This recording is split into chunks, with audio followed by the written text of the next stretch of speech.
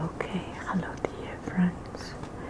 Here I am at Stanford University, the art gallery and Cantor Museum. I just feel it is so cool and so fun and so different to see things in the night.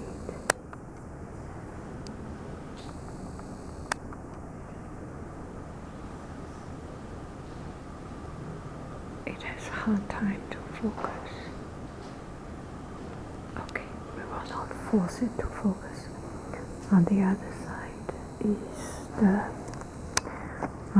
side is the Anderson collection. It is so spacious, so beautiful.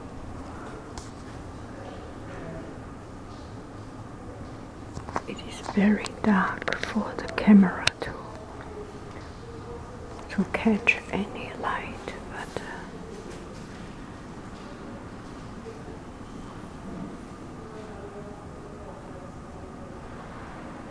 but it makes it so mysterious. That might be an artwork by an English sculptor.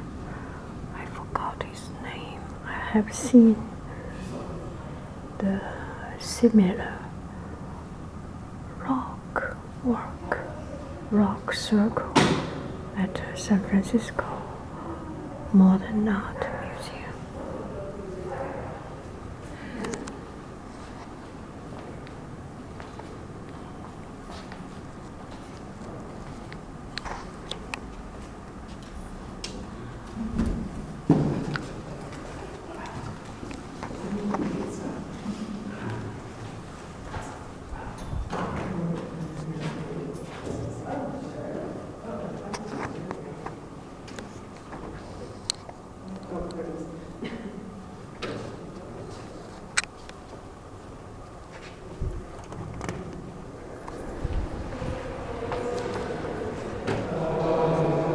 Here is a piece of artwork by Alexander Calder. I like very much. At the beginning I was just feeling so cool. That was many years ago when I first started to open my eyes to art. And I saw these kind of sculptures, hanging, suspending sculptures, in many modern art museums in Paris, in America, in New York, in San Francisco, in many different places. And it looks so cool. And as you know about modern art, you become more and more often acquainted with this particular artist. The sounding is quite strong. Let's take a look on the other side.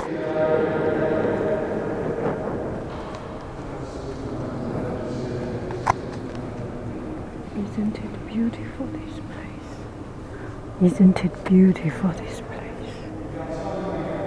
That's me.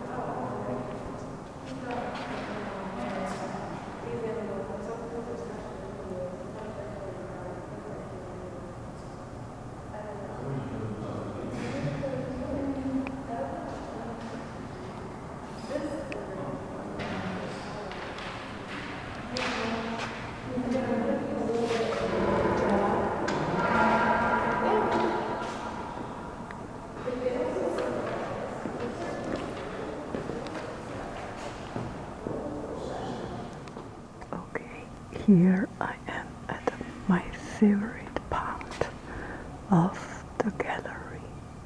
I say it's favorite, maybe it's kind of biased, but there is no right or wrong, and there is no good or bad, but you always have something that touches you more than the others. I admire this kind of art because I'm absolutely impossible for me to reach to this level, and I have respect these artists as like my idol, or like the invisible, impossible. And these paintings are before the camera existed.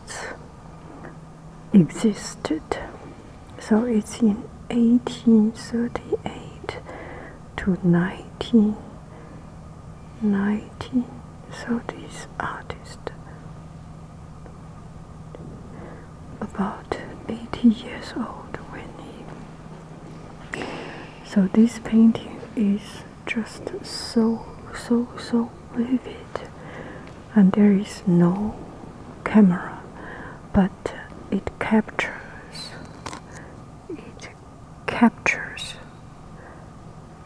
the sentiment, the emotion, the movement, the activity better than, not say better, it's beyond what a camera can capture, and there is so much drama, and it puts in the artist's own imagination and his own interpretation into this painting. And the Stanford students has discussed if this painting, well, the students discussed in front of this piece of painting, they must be very eloquent and explaining it. But let me try my part in doing it. So this was in, I think, in Belgium. Gosh, it looks so much like in Ghent. I went to Belgium 2 years ago, and it's so much like in Ghent, in Anvers. Oh, almost exactly the same thing. And in front of the river there was a young guy who is going to go to the water to rescue someone. And there is distress. She must be one of the person who is the most influenced or most affected by the accident. She might be the mom of a little child, or she might be the mom of this young guy. Looks more like the mom of the little child who fell into the water. And there are these young, beautiful young ladies caring about this chevalier kind of young guy. And everyone was so nervous, so attracted into this accident. And it just such a vivid picture of real life. Each person is so well explained. Here is this blacksmith young guy, old guy. I guess it's a blacksmith because his hand is black and he had a leather apron. And a farmer, must be a farmer there. And the chef, this must be the chef. And it's just so vivid. You can make so many stories out of this piece of painting. And each person is decrypted in such a vivid and wonderful way. Look at the chef.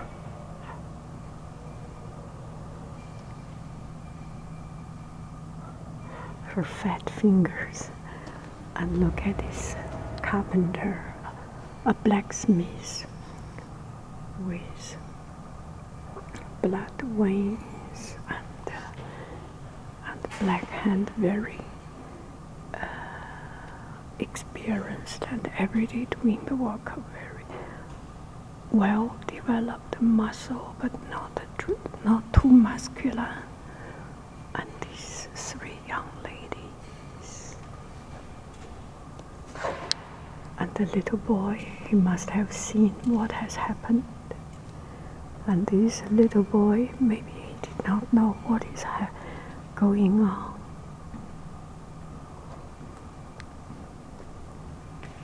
Behind the door.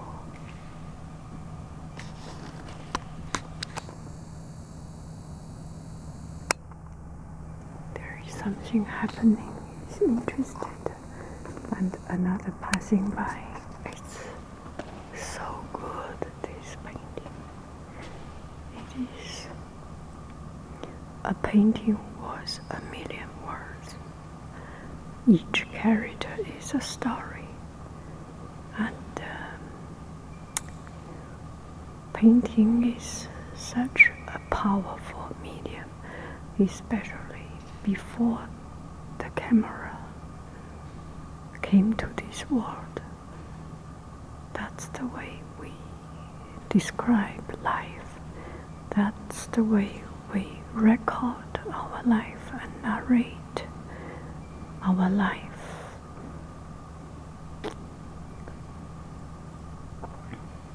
Just a wonderful, wonderful, wonderful piece of painting. And here is another piece of painting. And you see the black and white contrast, and it really brings the whiteness in such a magnified and glorified fashion. And her white is bright, this beautiful young lady. You see this white, you know she's so... Excuse me, we got 10 more minutes. Close. Thank you. 10 more minutes. And this beautiful young lady She's so pure and so innocent, and in front of such a beautiful image, that purity fills your heart, and it melts everything.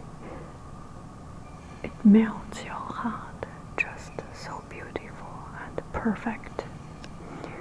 And on the side is a figure. I do not know who she is, but there must be a lot of story behind it.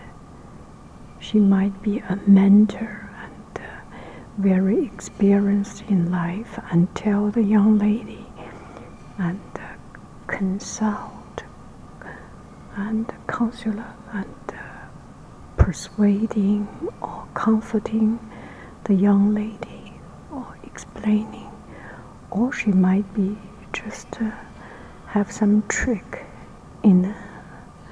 inside her that she wants to do something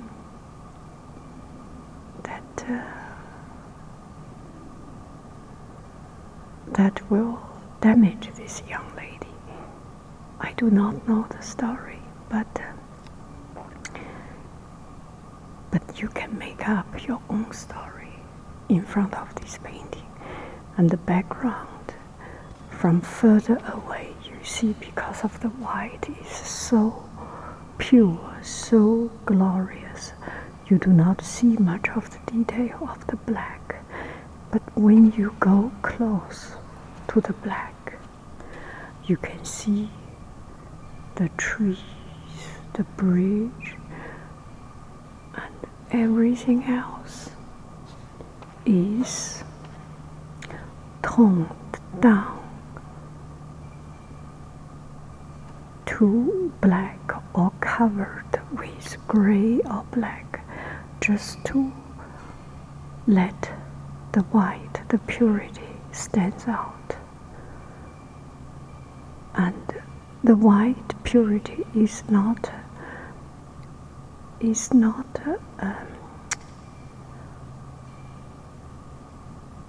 isolated, is not distanced from, is not isolated. There are other white color accompanying.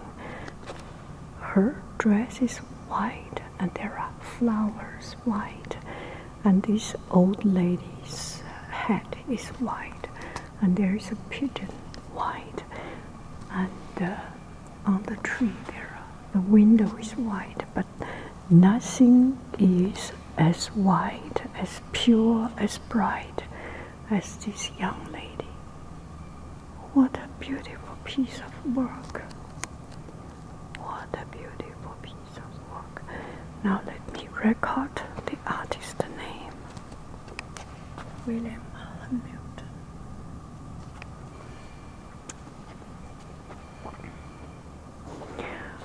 So when you come to see this classic art, sometimes it's kind of depressing, because there is no way you can do as good as them. This is just hopelessly good, and it's kind of depressing because it's just too good, and there is such a big distance from what we are and the art. Art is such a holy and sacred thing. So when you see modern art, at least modern art brings us closer to art. It's no longer so distanced. When you see the modern art, when people just splash some color in it, you can do it, they can do it, you can do also. But these, I cannot do this. You cannot do this.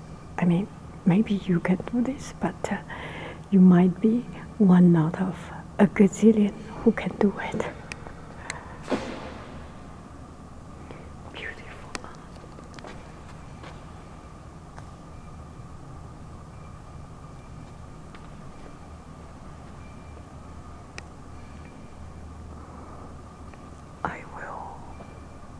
have a study of this and see if I can understand a little bit so that we can tell the story of it. But the good thing about not knowing the story is that you are the owner of the painting. You can let your imagination fly. You can let your imagination expand without being guided, without being manipulated. You make up your story, and you are the owner of the painting. Once you know the background of the painting, once you know more of this painting, your thoughts will be framed into a particular incident, will be framed in a particular time, in a particular time and space. Anyway, we are closing. Bye bye.